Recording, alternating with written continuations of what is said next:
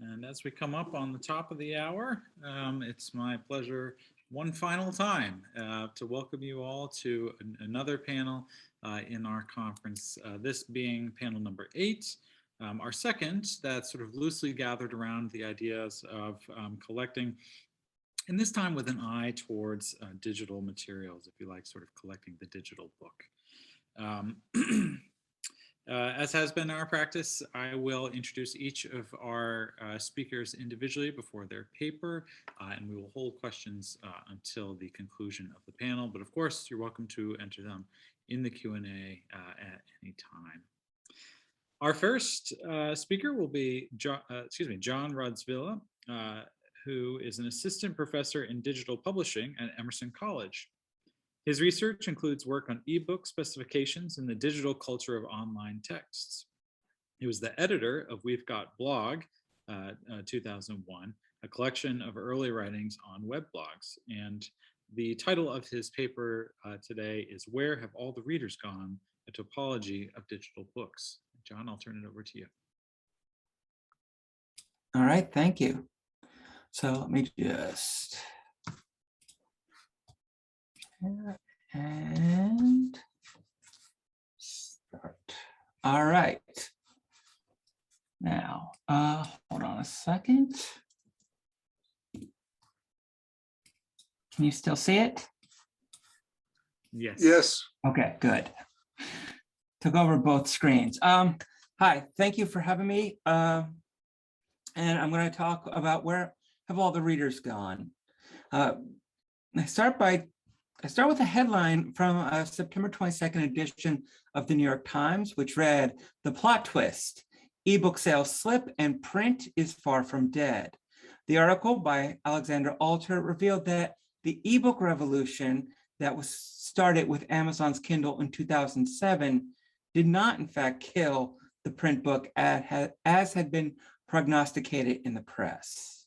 The real twist is this was published in 2015, a year that saw the number of print sales stay around 2.7 billion units, where it had stayed for the previous few years. It was one of several articles that arrived that year reflecting trade publishing's relief that ebook sales were slowing and a return of readers they thought was going to come back to print. Now, that's not to say that there weren't parts of trade publishing that hadn't been dramatically changed.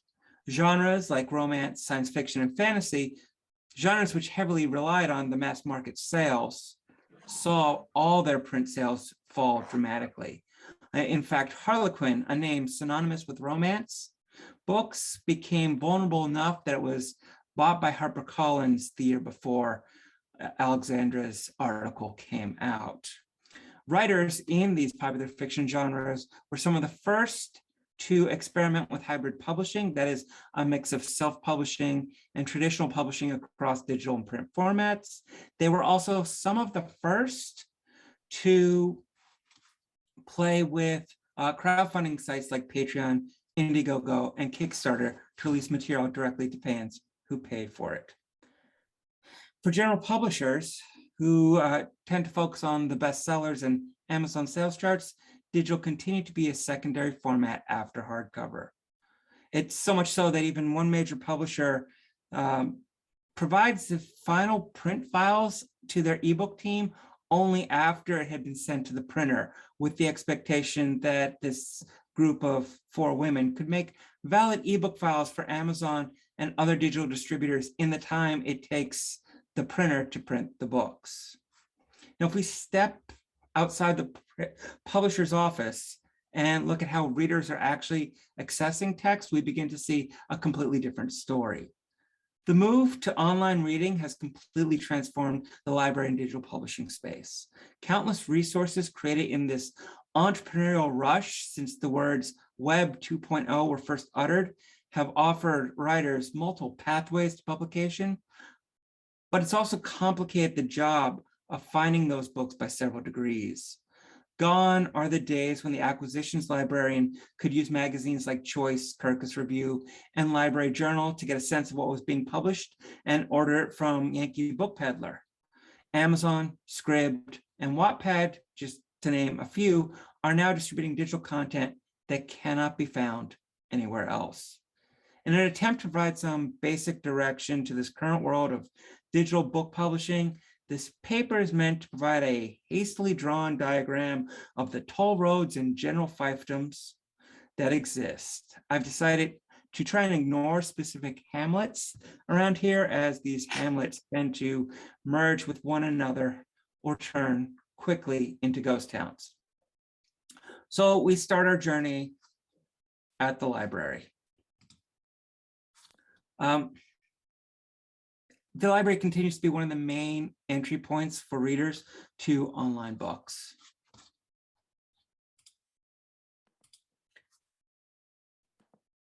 And during the pandemic, libraries have been invaluable in helping readers reach online books through services like Libby and Hoopla. But their relationship to digital text stretches back more than half a century. One of, if not the first serious attempt at a digital archive was Project Gutenberg, which Michael Hart started in 1971 and has evolved into a library of 60,000 free eBooks. Project Gutenberg would soon find others following them onto the online space.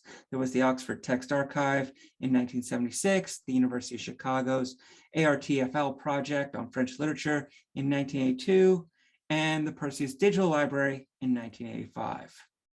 Keep in mind, the first version of the standardized generalized markup language, SGML, the mother markup language for HTML and XML, wouldn't be approved as a standard until a year later in 1986. Furthermore, the Text Encoding Initiative, one of the main markups for archives, wouldn't be founded until 1987 at Vassar College. And if we're jumping through technology, Mosaic, the first web browser, debuted in 1993, and that ushered in the age of the internet, which would spur on countless digital archives. The most famous one being, of course, Google Books Project, which started in 2002, where Google partnered with large academic and public libraries to scan over 25 million books while defending itself from countless copyright lawsuits. Those partnered libraries eventually would realize Google was not the best fit and used those digital scans to create the Hathaway Trust, which surpassed 16 million volumes in 2017. Now, I like to go back before the Google Book Project and note there was also the Internet Archive, Brewster Kahl's attempt at saving our digital culture. Today, what's really key for me is the archive includes so many other book archives, including the long forgotten and abandoned Microsoft Live Search ebook collection of 75,000 books. Of course, there are countless digital archives created by archivists, libraries, cultural institutions using a variety of proprietary software. Omeka, which noted over 36,000 sites, hosted on their OmekaNet system in 2018, continues to be one of the more popular ones. Over the decades, we've seen tracking services attempt to provide directories for all these archives, but like most archives themselves, those directories generally only last as long as the grant money. So as we move closer and closer to our world of digital content, I want to stop at the circulation desk before we go out there to talk about how that has changed to meet the needs of online patrons. We have companies like Overdrive, ProQuest, and Hoopla, who have simplified access to content for the patrons, but they've also made finding an available online book for the patrons a process that now requires more than just typing in a title into an online catalog to find the resources they want. Overdrive is probably the most recognized of services, and that's just thanks to the prominence of the Overdrive and Libby apps. And with that closure of the library during the pandemic, it actually became even more popular. In a presentation to Digital Book World in September 2020, David Burleigh, the director of brand marketing communications for the company, noted that Overdrive saw a 40% growth of new users in March 2020 from February of 2020. And they continued to see 40% growth month after month through those first few months of the pandemic. And while that was happening, we of course look to the academic side. We see ProQuest, EBSCO, Gale, and others that offer digital collections to academic libraries. But hidden from the patrons is that these online services are now part of a very volatile situation of the continued mergers and acquisitions that have been happening through the publishing industry for the past 30 years. Overdrive, the company which started in 1986, was acquired in 2015 by Rakuten, a Japanese company that also owned Kobo, an ebook company. And in 2019, Overdrive was actually sold to KKR, an investment firm. Unlike digital archives, where our resources continue to grow like branches on a tree, the digital distribution world is becoming more and more concentrated, and it's removing the competition that has helped to keep the cost of these services down. Now let's go outside the library distributors. Let's go outside the library and look at our commercial online distributors, which really work as the main road in this analogy about the digital book landscape. And when we talk about commercial online distributors, we have to start with Amazon. Amazon is estimated to be responsible for about 85 to 90% of all digital book sales to consumers. Amazon's main service for digital sales is the Kindle Direct Publishing, KDP. This Kindle marketplace supports a retail storefront for traditional publishing's eBooks, as well as self-published titles. Just to give you a sense of the size that we're talking about, it's estimated that over the last decade, traditional publishing has produced around 300,000 titles per year, while self-publishing on Amazon's KDP service are creating between 1 to 1.5 million titles per year. This is a massive collection, and it's a massive collection entirely managed by Amazon, who is a company that's infamous for closely managing their sales, information, and penalizing self-published authors who try to sell their books across multiple platforms. And another thing that we need to keep in mind about Amazon is it has a long history of removing books from its site. In 2009, Amazon removed the sales pages for several hundred LGBTQIA young adult books due to a quote-unquote scripting error. And they also quietly removed an unknown number of self-published titles of erotica that dealt with BDSM and incest after an article in the UK magazine The Kernel questioned the legality of said content in 2013. We move beyond Amazon, we see other book retailers who have gotten into the ebook marketplace, notably Barnes & Noble with their Nook service and the Ingram Content Group in the US. Outside the US, Rakuten, the former owner of Overdrive, has their Kobo and Kobo library, and this is the main ebook service available. But like Amazon, these companies maintain closed models of distribution. One major alternative to these distributors are crowdfunding sites like Kickstarter, Indiegogo, and independent presses and GoFundMe. The services bridge traditional publishing and new ways for authors and independent presses to offer books. Publishers like Beehive Books out of Pennsylvania use sites like Kickstarter to raise capital for print publishing projects by generating enough pre-orders for one of their books to make it feasible to publish what are often heavily illustrated full-color editions. These crowdfunding sites often are used for limited editions of print books alongside their digital edition counterparts. But once the print books are sold, some of these publishers often cancel their product pages, making it nearly impossible to find the book once it's sold out. Now, that we've talked about these connectors, I want to turn away from these rutted roads used by traditional book publishing and talk about the other world of digital books. Books that were born digital and never meant to reflect the print world. And here I start with the world of electronic literature. According to a definition created in 2004 by a committee from the Electronic Literature Organization, electronic literature refers to work with important literary aspects that take advantage of the capabilities and context provided by the standalone or networked computer. Their definition goes on to list 11 of those forms, including hypertext fiction, kinetic poetry, and interactive fiction. Electronic literature provided a space for authors to create digital books outside the gatekeeping models of traditional publishing, even if much of their early literature actually clung to other corporate entities for the distribution of content. It wasn't Penguin Random House here or Amazon, but early work like John McDade's Uncle Buddy's Phantom Funhouse was dependent on Apple and their HyperCard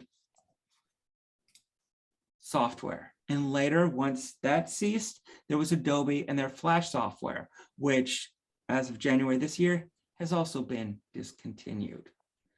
This early reliance on proprietary software severely limits access to the catalogs of content created. And that work needs to either be converted or it continues to be locked away from today's users.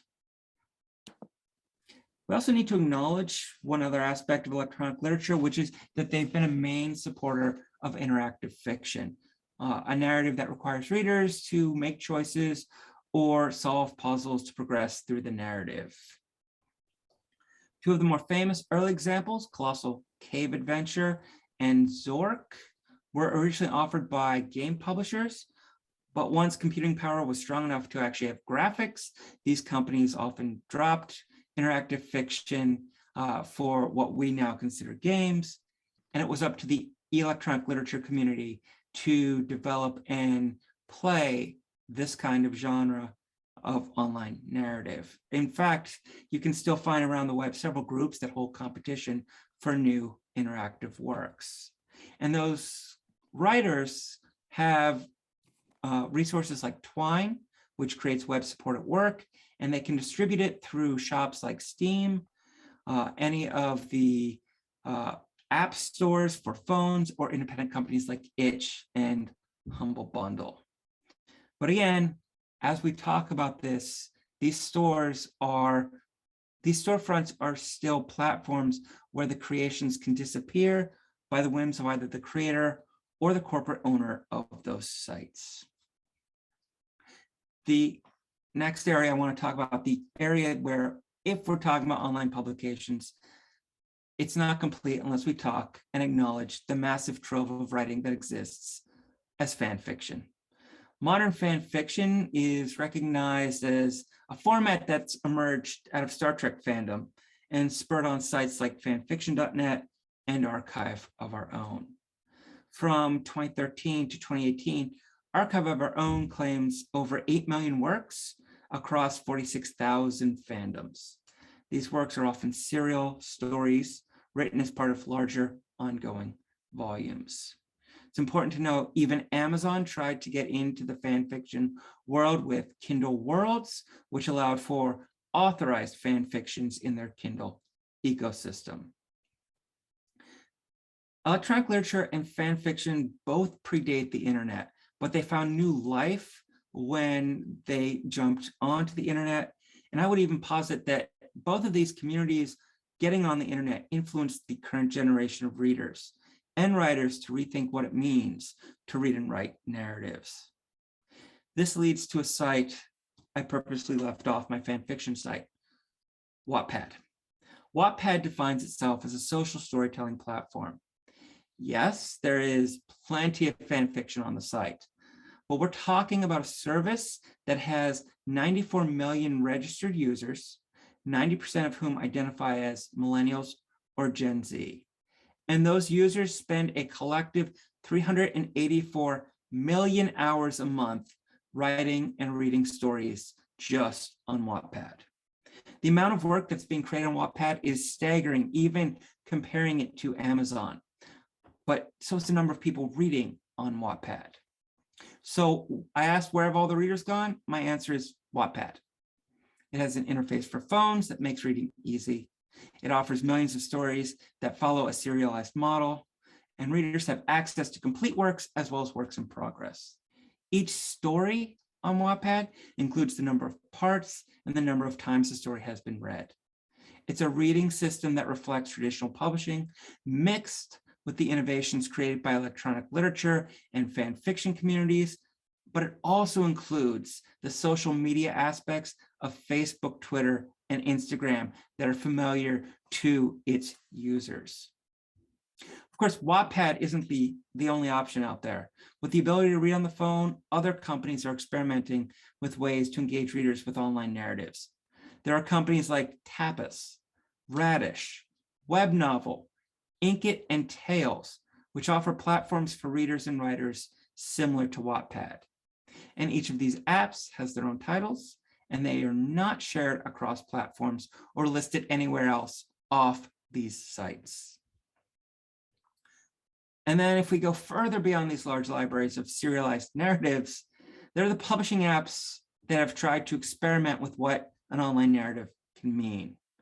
One of the most amazing fiction apps that I found is this genre called chat fiction apps. They are apps like Hooked, where writers create stories that look like instant messaging, like instant messages. And we also have apps like Choices and Episode, which offer serialized interactive fictions that include avatars that appear behind them, that redefine what the online narrative looks like, that appeal to younger readers.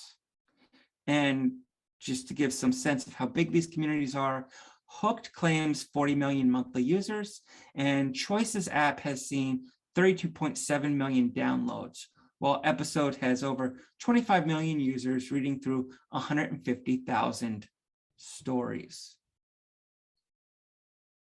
Now, this area of publishing hasn't been for these small apps alone. Amazon, as always, has developed its own chat fiction app for children called Amazon Rapids in 2016. And two major publishers, Random House and Macmillan, created Book Country and Swoon Reads, which used voting and commenting systems similar to Wattpad and crowdsources to find new work. As of this presentation, and in preparation of this presentation, I could not find any of these three services. It looks like they've all been shut down or incorporated into other parts of Amazon, Macmillan, and Random House. So I'll end by saying I tried to map out some of the major landmarks in this land of digital books, but there are countless other services and failed ideas that I haven't been able to discuss. Ventures like FictionWise and Oyster, who are a little bit too early to market, or LiveJournal, which moved from an outpost of fan fiction to become a Russian media site, both deserve some attention. Beyond digital books, there are also the worlds of online journalism, social media, and gray literature. There's also the tangential worlds of audiobooks and online comics that can be discussed when we talk about where readers have gone. All of this is part of a fragile ecosystem of digital texts where new models appear, thrive for a few years, producing hundreds, even thousands of texts, and that find an avid readership, and then constantly disappear without a record. Thank you. And I hit that. Great. Thanks so much, John. Our next speaker will be Jessica Bigelow. Jessica has recently graduated from the MLIS program at Indiana University with a specialization in rare books and manuscripts librarianship. She also has another master's degree in English from Clark University with a concentration on medieval studies. And the title of her paper today is The Steward of Book History in the Digital Age, The Struggles and Rewards of Collecting eBooks and eReaders for Special Collections Institutions.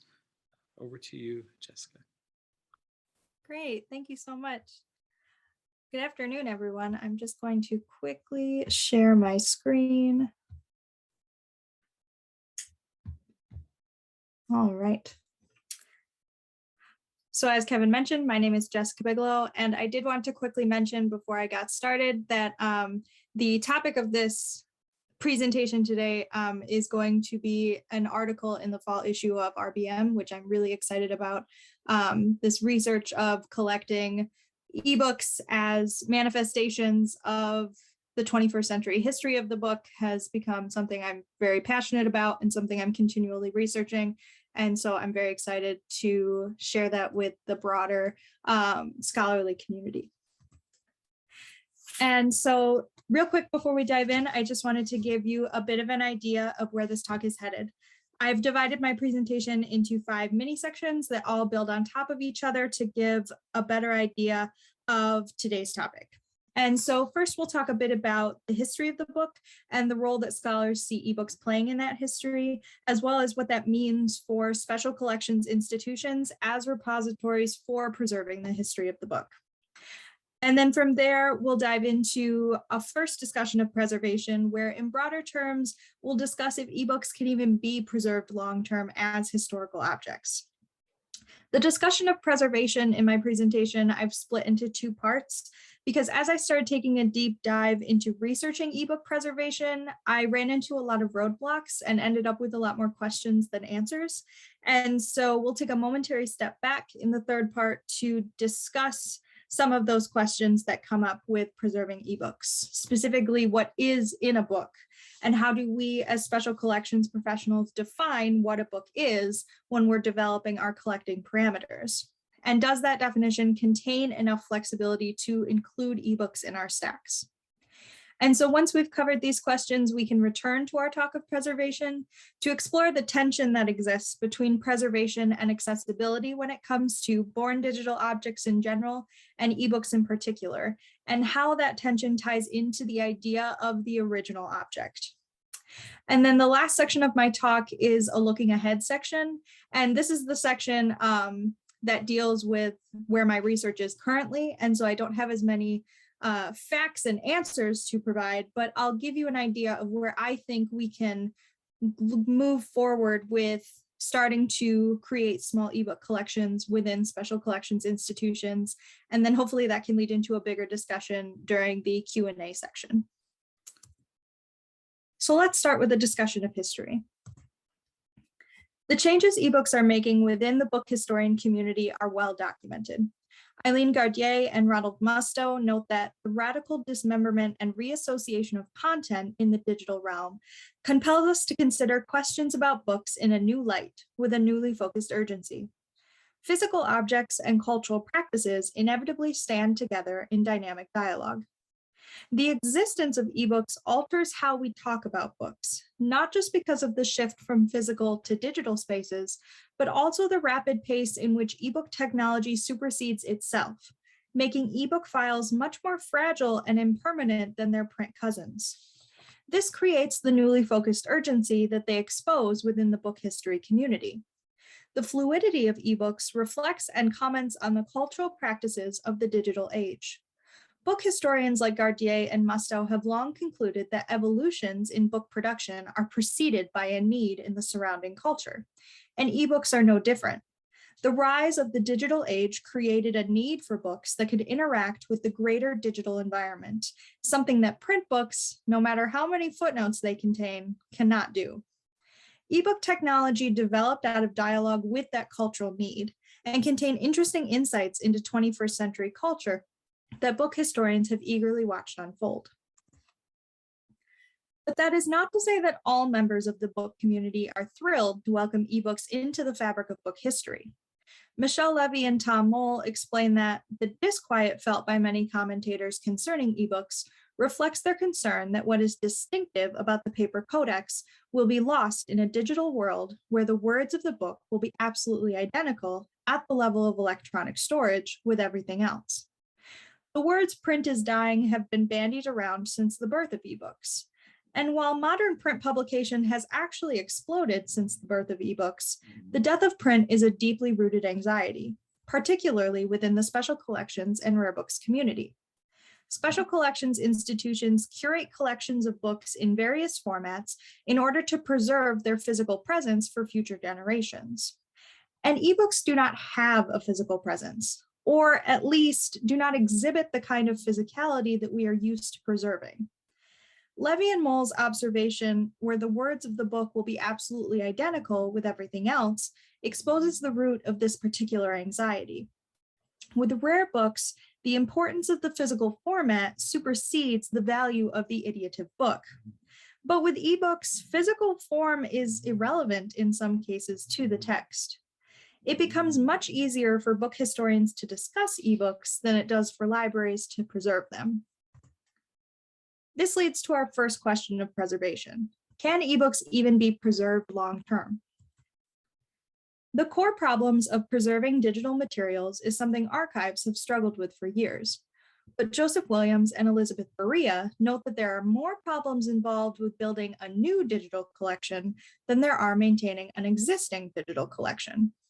Quickly antiquated technology, data redundancy, selection criteria, access issues, virtual, physical, and temporal, as well as funding, all contribute to the difficulties of establishing a digital archives.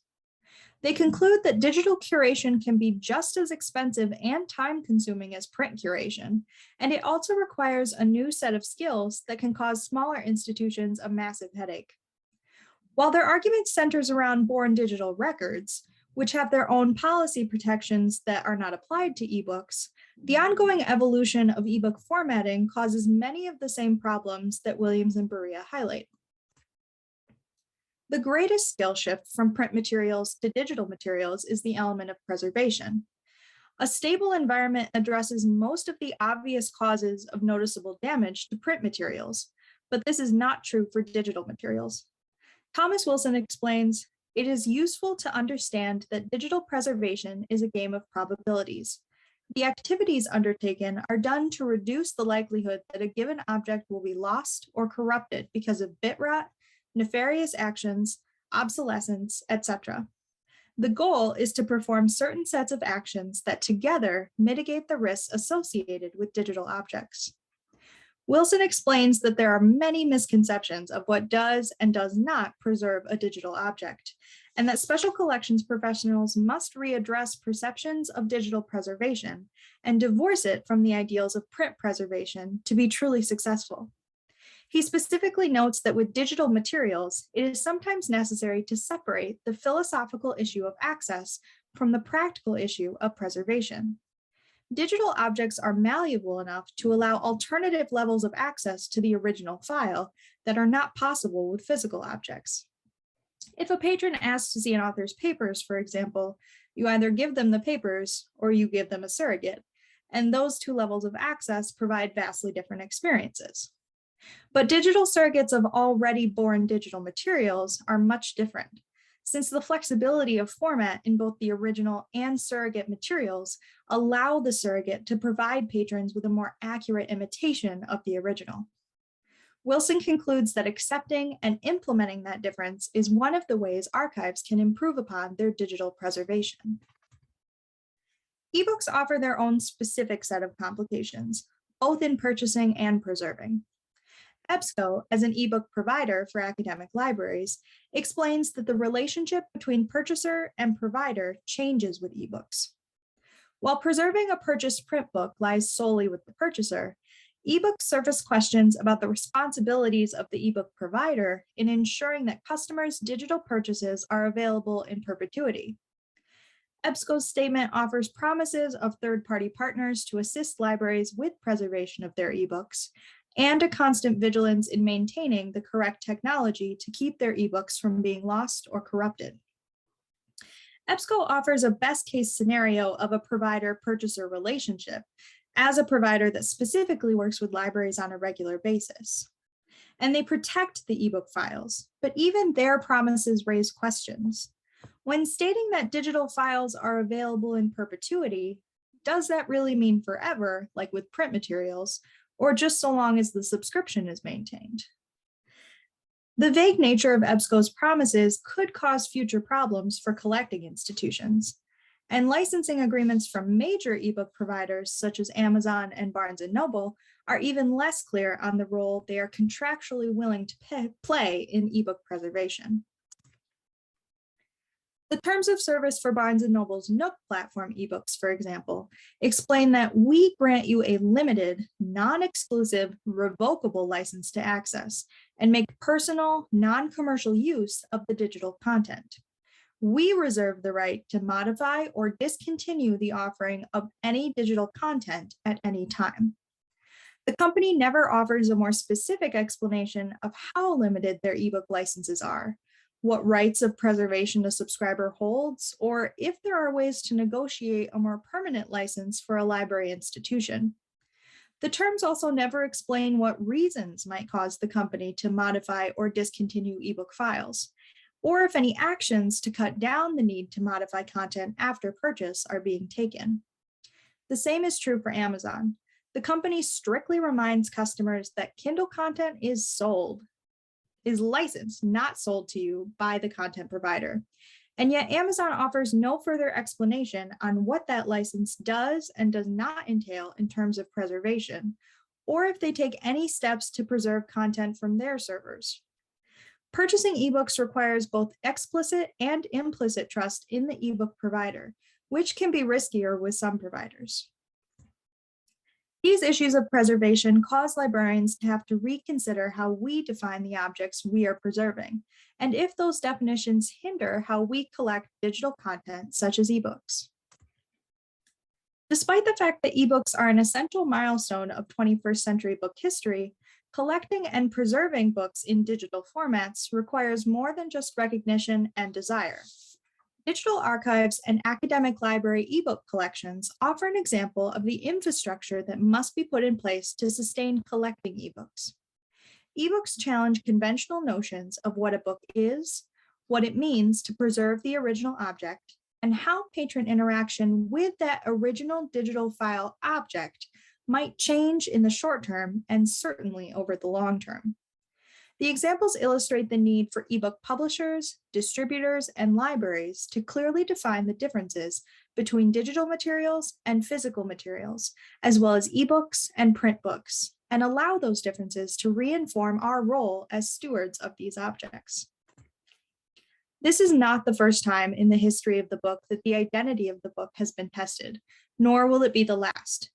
The definition of the book in special collections is still closely tied to its physicality, an attitude which stands as a hindrance to future ebook collections. Amaranth Borsuk offers a way for special collections libraries to expand the notion of the book. We might examine the book as what scholar N. Catherine Hales calls a material metaphor, through which we interface with language and which in turn alters how we do so. This is not to say that Borsuk advocates valuing the text over the book. Rather, she argues that by even using the term e-book, we reveal the fact that the term book has come to signify content, precluding any objects that do not reveal content in a physical written form. By expanding the special collections definition of the book to signify material metaphor instead of content, we open a space for ebooks within our holdings and clarify how our other books interface with language and why they are important to preserve on their own terms. Which brings us back to preservation. With all that we have already discussed about ebooks, the question becomes, can preservation and accessibility work together when it comes to ebook collections? And if they can, what does that look like for the original object? To successfully integrate ebook materials into special collections, we must also revisit the balance between preservation and accessibility when it comes to the original object. Wilson argues that the restructuring of this balance is essential to safely preserving digital materials. While the reason for preservation may be for future access, mixing philosophical issues and technical architectures can lead to confusing outcomes and potentially compromise the integrity of a preservation archive. In practice, often the dissemination information package includes a digital object that is in fact different from the object in the archival information package. Since digital materials are so malleable, it is easier to accurately replicate the experience of interacting with the original object with a digital facsimile of some kind. This is especially important with ebook files, since the original files must be mediated to be usable by humans and can be altered by publishers or distributors. In terms of future historical research, facsimile technologies might actually be better for patron use than the original object itself. It is more likely for a Kindle surrogate application that mimics the experience of using an original Kindle device to be accessible to historians in 100 years than it is to expect a 20th century Kindle to be in perfect working order. We exist in a world where technology and digital spaces change, expand, and become obsolete daily. And in order to preserve the history of the book in the early 21st century, we must accept the reality of technical limits and obsolescence, and as a discipline, learn to preserve and make digital book collections accessible in new ways. So, ebooks are messy. Collecting and owning them is messy, and trying to preserve them long-term is messy. So what can we do about that? To house ebook collections in special collections institutions requires long-term and short-term strategies. The long-term strategies, while not as immediately useful, allow institutions to build an infrastructure that will preserve original ebook files for as long as is possible. First, special collections professional associations might begin forming relationships with ebook providers in order to work through the terms of partnership to facilitate preservation and protect the original ebook files from future provider changes as much as possible. This is a long-term goal because negotiations with providers will take time, some more than others if they do not normally work with academic and public libraries. A specific library institution cooperative organization could play a vital role in discussions with ebook providers in order to develop consistency across institutions in ebook preservation strategies, something that is lacking in discussions of perpetual access to other digital materials. We will need to determine our preservation needs, communicate them clearly, and work with ebook providers to build a foundational relationship that will make permanent ebook preservation possible in the future. This long-term goal is not the only way forward, and although we have not yet discovered a solution to the preservation problems associated with ebooks, there are several short-term ways in which special collections libraries can begin purchasing and utilizing ebooks right now. A small collection of ebooks offers excellent tools for book history instruction. For most patrons, ebooks are an otherwise transparent everyday fact of life. They offer an accessible way to ease into the greater history of the book by pointing out pieces of ebook technology and comparing and contrasting these well-known features with machine press books, medieval manuscripts, or any other iteration of the book an institution wishes to showcase. Working backwards like this allows patrons to latch onto concepts they are already familiar with to help understand what they are unfamiliar with, and can make them more comfortable interacting with the older materials. Additionally, ebooks give special collections libraries the opportunity to teach classes to students outside of the library while using library materials. While digital surrogates and specially curated print collections have also assisted librarians in bringing collections outside of the library and into the community, ebooks are more durable to environmental changes. Community demonstrations and exhibitions are a great way to make the library feel more accessible and open to those who would not normally feel comfortable walking through the doors. Using a combination of ebook collections and digital surrogates of print collections, special collections librarians can not only brag about what their institution has to offer, they can teach book history in any number of spaces with actual collections at their disposal. But teaching is not the only way that special collections libraries use materials.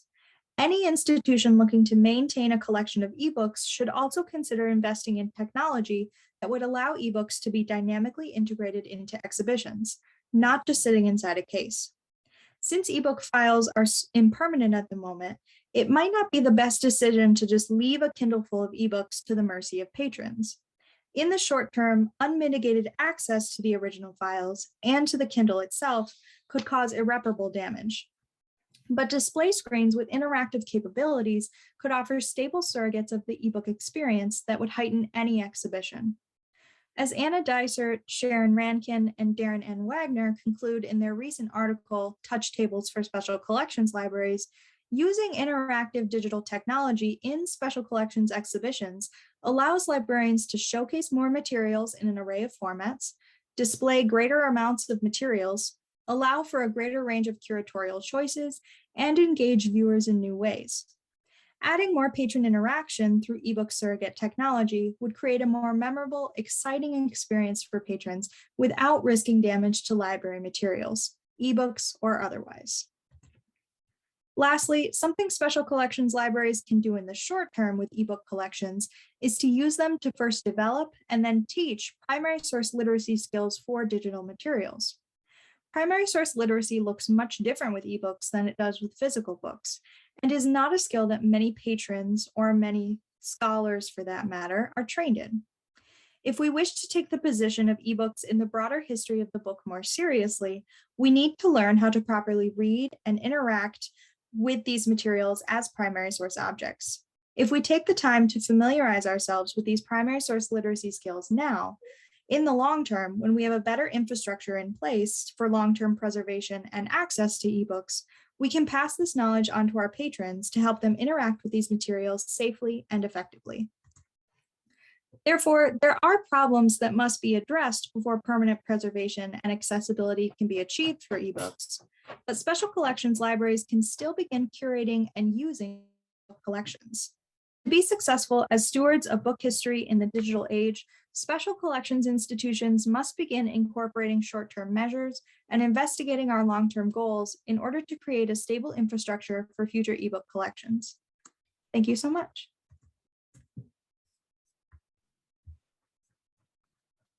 Thank you, Jessica.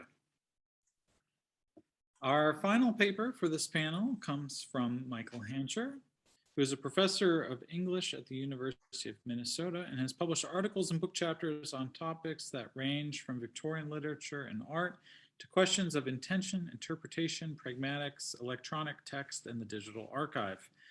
His work on book illustration includes the Tenniel illustrations to the Alice books, second edition, which appeared from Ohio State University Press in 2019, and many articles on dictionary illustration. He's also the past president of the Dictionary Society of North America. The title for his paper today is Banishing Books from Academic Libraries. Over to you, Michael. Thank you. I will share the screen. Maybe we'll see how this goes.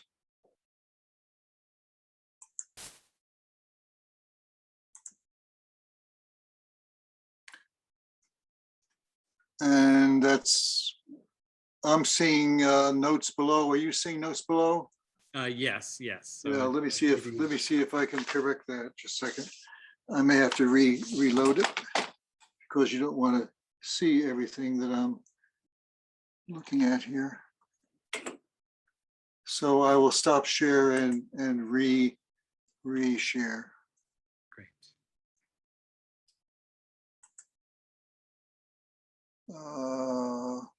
He said, hopefully, just a second here. Take your time. Yeah. Trouble is I have presenters notes, which is that going to be better? Do you think? Let's see. If you'll share your screen again, we can. Yeah.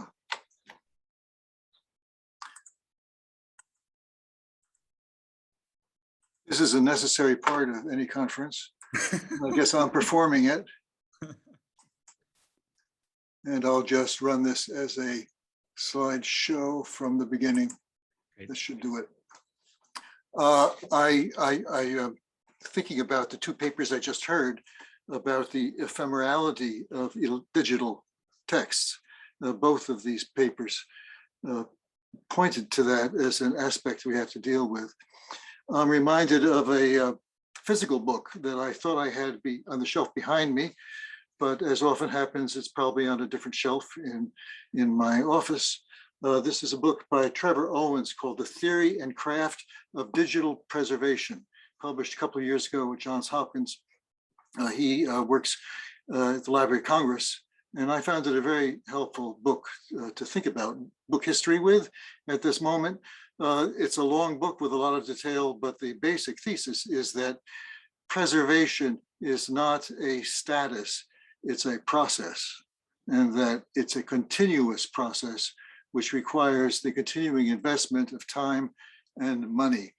Digital preservation requires that. That's his emphasis.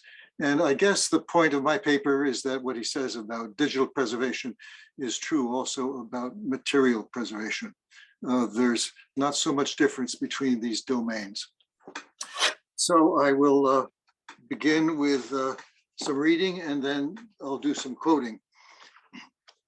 If all goes according to plan, an immense migration of the book, unprecedented in scale, will take place in the next several decades as academic libraries, relying increasingly on shared access to digital book surrogates, cooperate to preserve within their collective collections just a few material copies of any given book, discarding many other duplicate copies so as to free up expensive library space for institutional purposes other than book storage.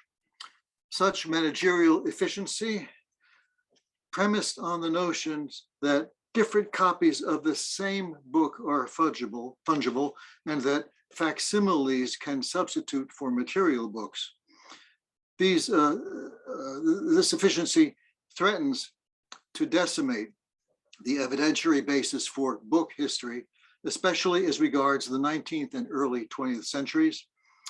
It takes no account, this new movement, of the rationales that the Modern Language Association well articulated for preserving material evidence, the rationale set out in its statement on the significance of primary records, 1995.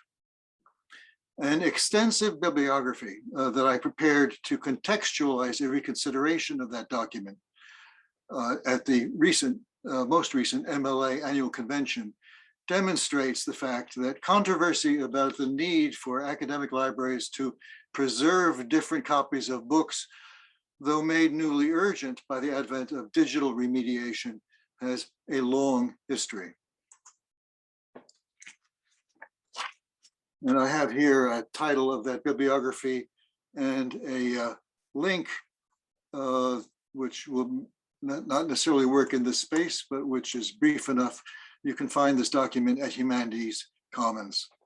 And searching just for the keyword weeds will turn it up with a few other interesting items. This is a large bibliography. I think it's 130 pages, single spaced, quoting extensively from librarians and those interested in libraries who engaged this question over a long range from 1609 to 2021. It includes relevant commentary from all sides of the question. This presentation, under tighter time constraints, will be less even-handed. Here I will cherry pick some strong statements reported in that bibliography, in brief here, although more at length in the bibliography itself, some strong statements of the issues that are at stake. But first, I will frame a larger context for those issues.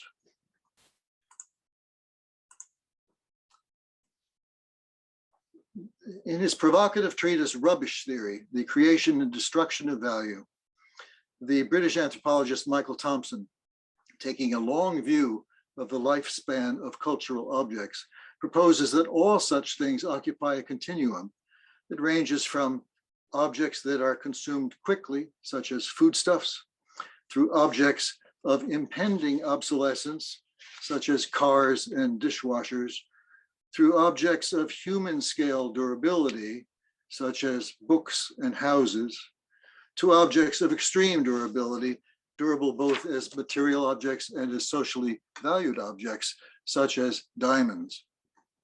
All objects, except for those at the imagined imagined to be at the limit of this continuum, all objects are transient, tending to lose value over time, a vanity effect, unless arrested from decay and loss by active value renewing human intervention. Before they are entirely lost, many relatively durable cultural objects will linger in a limbo-like state that Thompson calls rubbish. Large academic libraries house millions of such objects. Although Thompson just mentions the relative durability of books, his theory well accounts for their mutable values.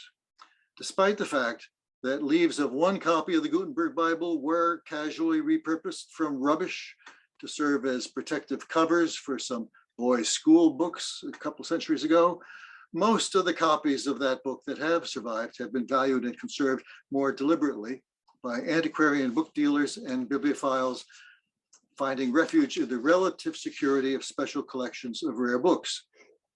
Most surviving incunabula too have avoided or escaped from limbo to enter rare book libraries. Many early modern books up through the 18th century have benefited from such caution and curation. However, most books that were published industrially in the 19th and early 20th century, being multitudinous and until recently lacking special advocates, still linger in the rubbish category, even on the shelves of academic libraries, where eventually many will be revalued and either rescued to the care of special collections or cast out to the dumpster.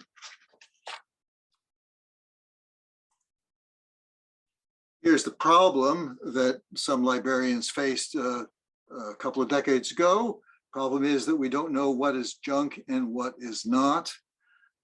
Rubbish is a transitional condition. Junk is terminal.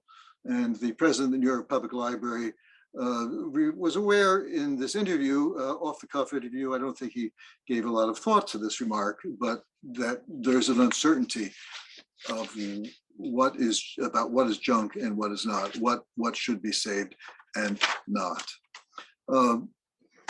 I want to consider, before I go back to quote some other people, some reasons for academic libraries to save a book. These are kind of nested in generality.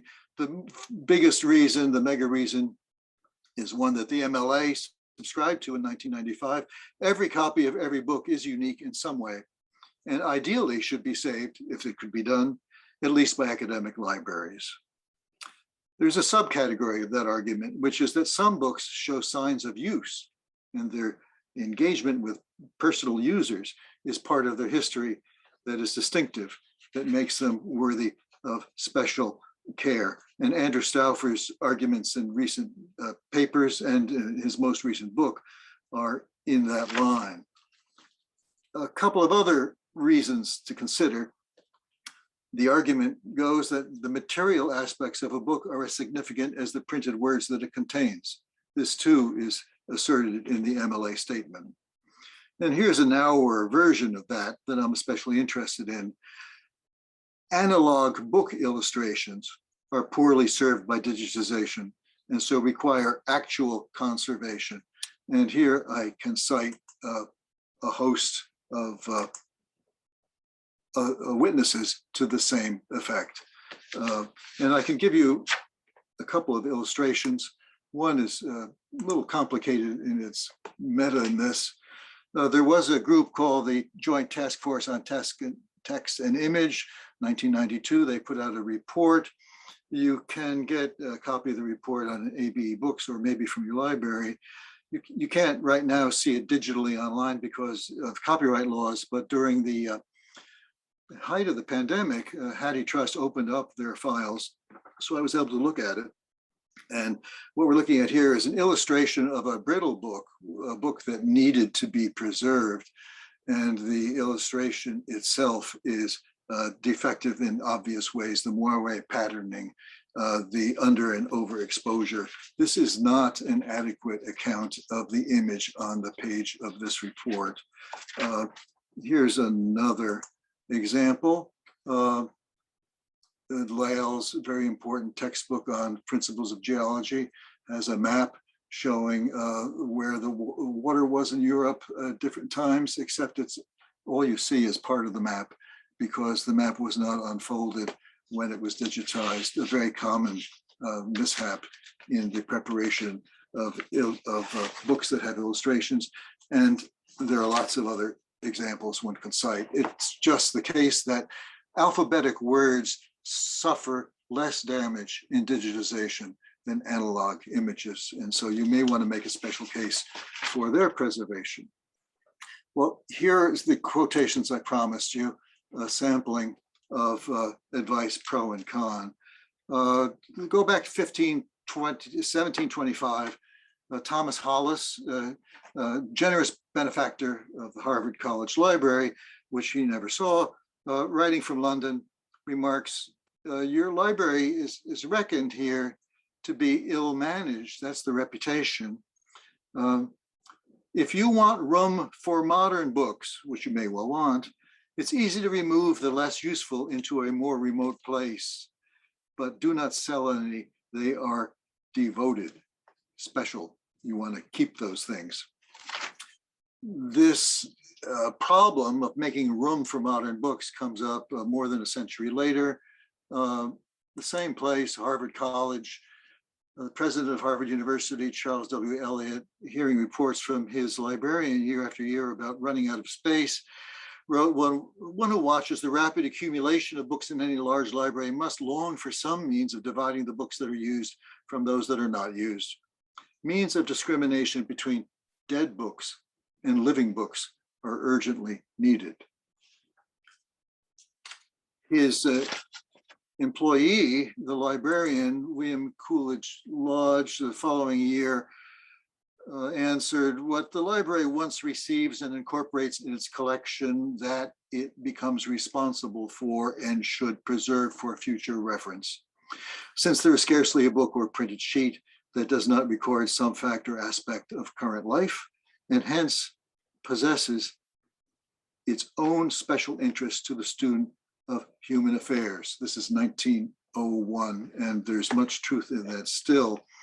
Their problem of the space need was partly solved by the generous gift of the Widener Library a couple of decades later, so it was less of an emergency. And I think there was less talk about dead books in Cambridge at that time, although the notion of dead books persisted and was very eloquently put forward in the speech reported by the Times by the former Prime Minister, Earl of Rosebery, who was invited to give a talk for the opening of an expansion of the Mitchell Library in Glasgow. Here he is, a very important looking person. And the Times reports that his sentiments included these. Hearing about the 180,000 volumes in this library, he was filled with a hideous depression at this enormous mass, this cemetery of books, because after all, most of them were dead. This assessment was echoed by the librarian of the House of Lords, Edmund Goss, in correspondence in the Times. So there's an early sense that we need to get rid of a lot of this stuff. Returning to Harvard, sorry for the continuity, but it does keep coming up here. The rare books librarian in the early 40s, William H. Jackson, assessed the limitations of microfilm in an article in 1941, and he thought they were considerable, so considerable that simply quoted here, no photograph can take the place of the original. Microfilm is useful as a supplement, but it does not displace the material object. Same sentiment is articulated more fully in many, many articles and books by G. Thomas Tansell. And I just have one sentence here, which makes one stop and think. The study of the past requires artifacts from the past. Reproductions are the products of a different time from that of the originals that they attempt to duplicate, and they therefore transport us to a different time.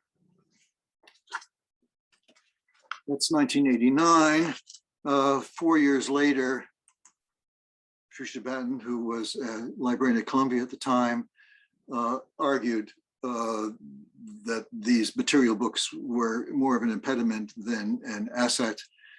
And in the digital world, preservation is access, and access is preservation. The boundaries of the analog world have dissolved. A very influential campaign and argument. Here's going across the ocean, somewhat similar sentiment. Librarian of LSE, 1992, about the same time, Lynn Brindley was quoted as saying this. This is before she became head of the British Library. The future of libraries is the future of librarianship skills, helping people to learn what to discard.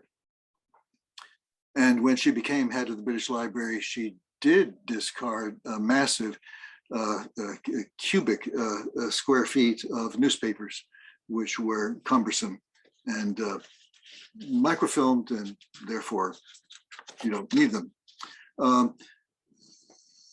Some scholars think otherwise. In fact, many scholars have thought otherwise. The following year, I think it's 2 years later, Phyllis Franklin, director of the MLA, published a report, and her summary statement is worth quoting, and I'll cite one or two examples. She did a survey of the membership, getting their opinions, and the bottom line is modern language scholars and other humanists want ongoing access to primary records in their original form. It's nice to have other forms of access, but they want access to the primary materials also. And for example, she says only 12% of the survey respondents think that saving a few copies of a book will satisfy the needs of modern language scholars. The majority argue that our society should maintain as complete a record of print as possible, because such a record will continue to be essential to scholars who wish to study the print era.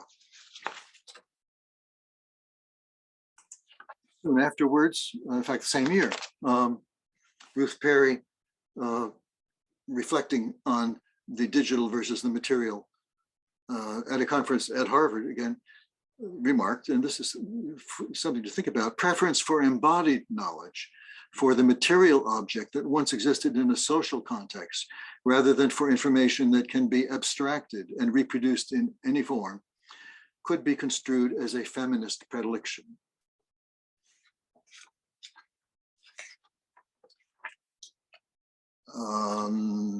About a decade later, we have a frank acknowledgement from the National Endowment for the Humanities, which certainly advocated the microfilming, digitization, and discarding of bulky materials. This is Lynn Cheney speaking for it. Our thrust at the endowment has been on intellectual content rather than on the book itself. So she obviously had not studied the MLA's report or statement. About the same time, Richard Cox's engagement with this question in a book called Vandals and the Stacks pauses to acknowledge that many scholars and many forms of research require the maintenance of the artifact, requiring us to work with legacy systems, whether we wish to or not. And by legacy systems, he means books, actual books. Just a few years later, there's a report from Ithaca SNR, which is the moving force behind the JSTOR project, very influential and helpful to all of us. Roger Schoenfeld and Ross Hauswright had a broad statement of skepticism. We do not assume that there is any intrinsic value to the maintenance of collections of print artifacts, but rather take a critical perspective to analyze why the community might want to keep any print at all. I worry at this juncture, especially about 19th century periodicals, which, like the 21st and 20th century periodicals that JSTOR digitized and was able to remove, are at risk because many of those 19th century periodicals are illustrated in ways that will not be adequately captured by any current form of digitization. This is the last chronological remark. I will back paste from it in a minute. You'll see why. Andrew Stauffer has published many helpful articles about this topic, and a book just out this year, Book Traces, 19th Century Readers and the Future of the Library. And although he's especially interested in books that show signs of readers' use, he steps back and considers a general truth such as this: the struggle of the humanities in the modern university is completely bound up with the future of the library collections. You will not save one without inspiring strong support for the other, given that both are predicated on the value of the specific details of the historical record. And the last series of remarks I want to quote goes back just a decade to 2010. Catherine Regan, who is the curator of rare books at Cornell, speaking to the Grolier Club in New York, considers the situation and gives some advice. America's top 10 academic libraries alone hold more than 100 million volumes. If we truly want to make a difference in the preservation of what remains to be saved of the past 200 years of print, then rare book and manuscript librarians should be doing much more to involve themselves in decisions their parent institutions will make and are now making about the fate of books held in academic libraries outside of special collections. She goes on to say, we may only have one chance to get this right. If we get it wrong, I am certain that the descendants of our antiquarian book trade friends will be happy to sell our deaccession mistakes from the general sacks, be happy to sell our mistakes back to our institution's rare book and special collection divisions in 2075 at a great profit. So the process of saving these books is an ongoing one, and it can be made more or less expensive at different times. As Owens notes, as regards the digital, the financing is always required. And some books will be lost because of that, and others will be expensively recaptured if, in the best case scenario, they can be found and recaptured. So I'll end with her remarks, but I am prompted to think about the similarity between the digital and its expensive ephemerality and the material book, which has its own expenses, though it is not obviously so ephemeral on the surface, but it can be made ephemeral by the ongoing human decisions that are necessary to sustain our shared print and other heritage. So thank you. Thank you so much, Michael.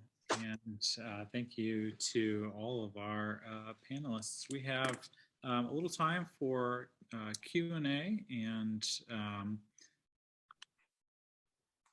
here we go. And I have a number of questions, as always, but before I sort of stick my nose in, I see that there's a few that have popped up in the chat here. So we'll start here. And this one, first one comes from Andrew Wertheimer, one of our earlier panelists, who has a comment for Michael. He states, you cited Richard Cox's Vandals in the Stacks, but as the subtitle shows, his work was in response to Nicholson Baker's Assault on Libraries, which had some interesting discussion about the origins of information science and microfilm, and tried to paint librarians as sort of quote unquote devils who are imperiling America's patrimony by digitizing newspapers. It would be interesting to revisit both of their claims today. So I don't know, Michael, if there's anything you want to say about Nicholson Baker. Well, I can say something pointing to that bibliography, which is kind of large. And that is, after the MLA session, there was discussion of that series of talks and the bibliography in the month that followed, even by people who were not present. And a librarian had her attention drawn to it And she was immediately caught up in the question of that bigger book, which figures in the bibliography and which has a lot of back and forth in the bibliography. I didn't want to dwell on it because it's not the only way to approach the question, but it's there. And Cox's book is very much a response. I was struck by how in his hostile response, and by the way, it is a pretty hostile book, Cox's book, he did throw out this acknowledgement of the demands that some scholars are making, and kind of regretted that demand because it just complicates their work. So that's why I quoted him there. But I guess what I would do is recommend a perusal of that portion, or indeed the whole bibliography. I have skipped a lot in this presentation. I actually began in 1609 when Bodley gave advice on how to get books in the library and what to do with them. That advice had some ironic consequences as it turned out. There's also the early history of the British Library, which was burdened by a commitment to keep books that after a while they realized were getting too numerous. And so there are various legal efforts made to adjust that. So the bibliography gives a lot of expression of the practical problems that librarians have faced trying to deal with this large flood of printed material. And I guess that Cox takes his place in that also. And of course, Eliot, the president of Harvard, I mean, his librarian keeps coming to him saying, we're running out of space. We need money for more space. And, Eliot wanted to be sympathetic to a point, but they managed, well, they were lucky they got the Widener Library to house a lot of books. And then even when Eliot was arguing that not all books are lively used, there was no move away from Hollis's original advice, which is to keep the books, just put them somewhere else. And of course, Harvard has done that. Offsite storage is a savior up to a point, though it has its own costs. Indeed. And I'm sure that many of the librarians and library directors who are listening in today are humming right along. Yeah, and there's some cost calculation in papers that I report. I think a couple of decades ago, it was estimated that every book on the shelf is the order of magnitude $10 a year just to keep that unused book. So there's a cost. This brings me back to Trevor Owens's point, which is that sustaining digital material requires ongoing time and money. And that's true of print too. And so the decision of what to spend for and what to keep is a continuous process. I think the academics have made good arguments for keeping the material record of the print era if you want to study book history. I mean, yeah, there's a flat obviousness to that. I want to take up this question because I think Michael, your point is well founded, and I think I was really struck by a number of the quotes that you made, but of course this tension between, on the one hand, the MLA statement of every copy of every book is unique and would ideally be saved, right?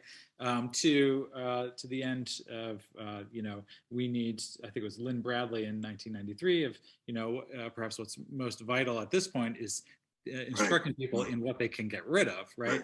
And this, I think, is a very prescient tension for our own moment. And I'd like to bring John and Jessica into this conversation as well, because in the realm of, as we move to sort of preserving eBooks, something that's so ephemeral, and so, I think you used the term fluid, Jessica, which I really quite like. It seems to me that part of the trick of curation, and that's really what we're talking about, right, is having a sort of critical distance to something that is so contemporary to you and so ephemeral. And I'm reminded again, just once more, to point to one of your excellent quotes, Michael. This one, I think, came from the fellow from the New York Public Library, where is it? I have it here somewhere. Oh, well, in any event, I'm not going to dwell. Yeah. Basically, being able to recognize what's the junk is what. Yeah, I'm getting. exactly. So I think, John, I'd like to put this to you as someone who has sort of spent a lot of time thinking about the nature of these texts, and where they exist, but also perhaps, who their readership is and what their sort of lasting value is. Anything you want to say to that? And then Jessica, I'll put that to you after.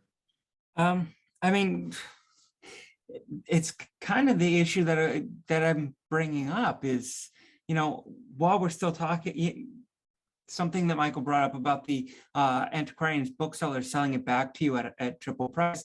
I'm thinking of the yellowbacks where, no one cared about the yellowbacks. And now, there are massive collections of yellowbacks, and this attempt to try and reconstruct the popular literature of that era.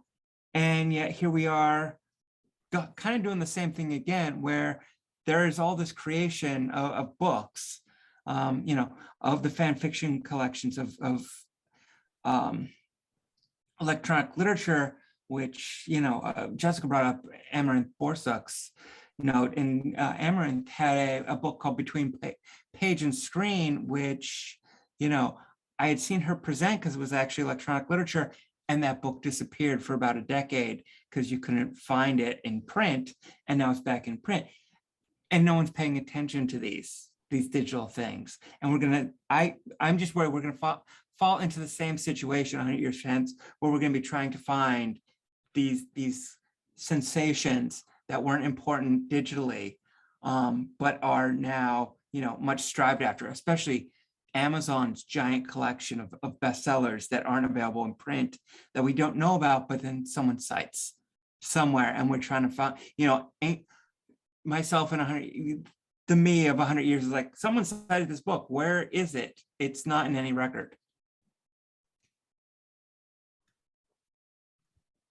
Yeah, if I can jump in there, I definitely agree with you on that, especially because I had a professor in one of my classes at IU mention how in the past, the way we've collected books in special collections institutions is we've sort of looked back on the last period of book history, and we've said, okay, this ended up being really important to cultural development. This ended up being really popular. And so there's lots of interesting marginalia and ephemera related to this. And so we've sort of like played catch up, and we've collected things as we've been able to look back on them in hindsight, but we can't do that with digital materials because we're now in an era where in the past, it would have taken 100 years to make this advancement. We're now making it in 2 years, in 1 year, in 6 months. And the digital space is just continually developing and changing. And we now have eBooks and just general digital in general that we can't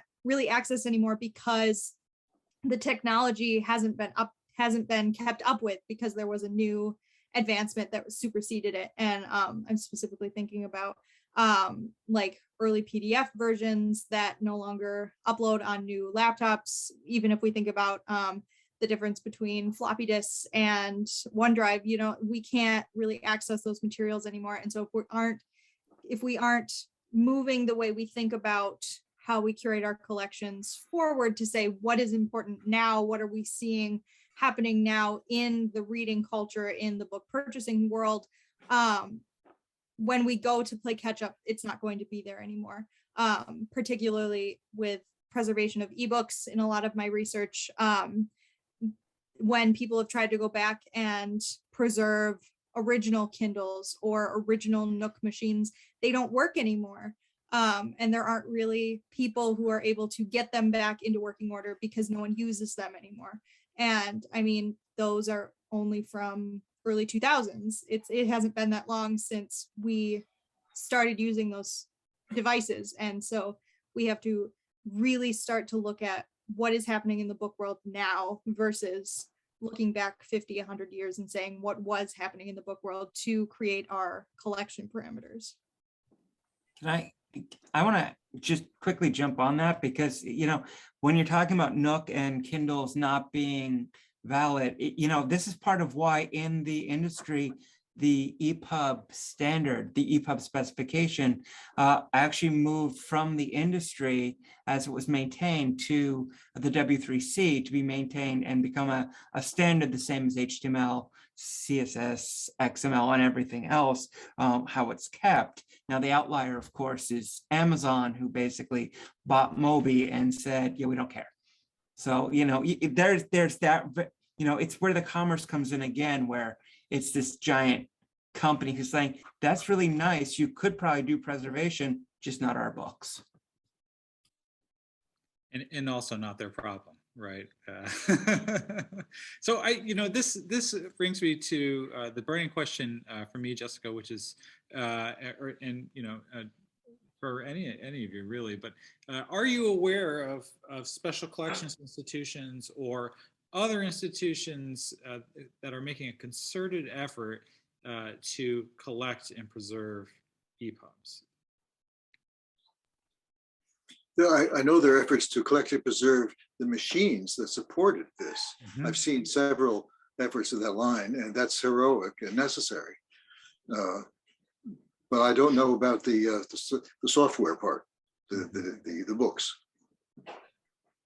Yeah, that seems the much more, that's not that it's easy necessarily, but sort of creating that computer graveyard, as people have termed it, that seems to me certainly important foundational work, and also very timely, because of course they, kind of go the way of the dodo as well. But, it seems to me that just getting your hands on the files is itself problematic, not to mention sort of the environments in which they will actually be able to be read. Are you aware, Jessica or John, of any institutions that are sort of making efforts to actually collect these? So I had, in my research, I haven't come across rare book institutions specifically who are making a concerted effort to create specific collections of eBooks that, give historians a look into this next phase, as we might call it, of the book evolution. But I did come across a lot of interesting articles of museums that are collecting the Kindles and the Nooks and other devices as museum historical objects. And so we could have interesting discussions with, like I specifically think about the museum at University of Michigan had an article that they had some, I think it was Kindles in a display of sort of modern life and modern leisure specifically. And we could have interesting discussions with them about how they came to the conclusion that that was a historical object they wanted to preserve, how they're preserving it, if they're just trying to keep it from breaking in two, or if they're actually trying to keep it working, that they can show patrons how it's utilized in a normal home context. And that might be an interesting way to start to have conversations of how this could factor into our collections. But I didn't really come across library institutions that are looking to preserve them as historical objects.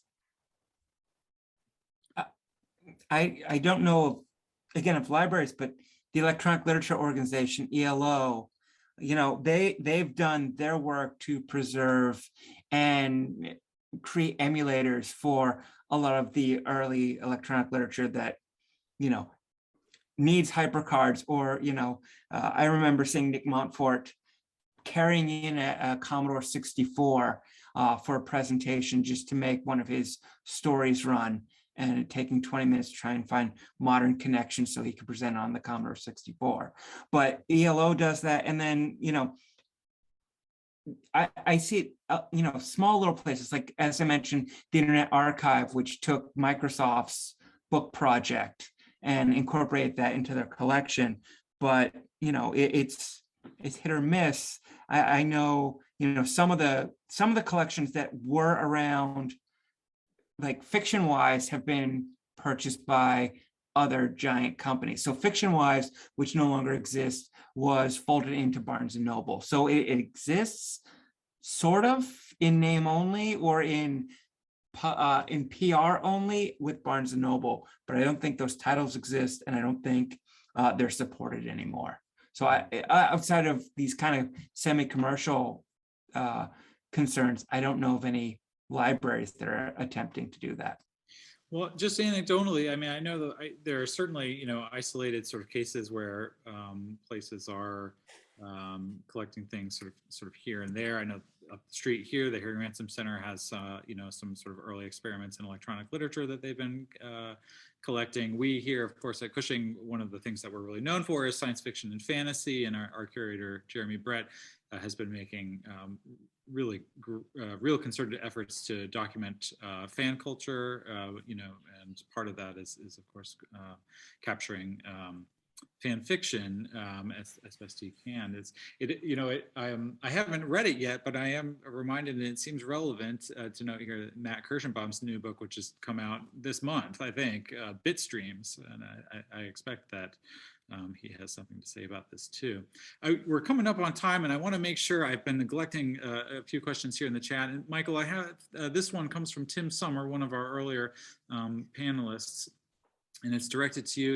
He says, much of what you were talking about reminded him of the classic discussion in archival theory about appraisal of materials, and noting Hilary Jenkinson versus T.R. Schellenberg, and whether or not to pre-select the archival or documentary material that an institution collects.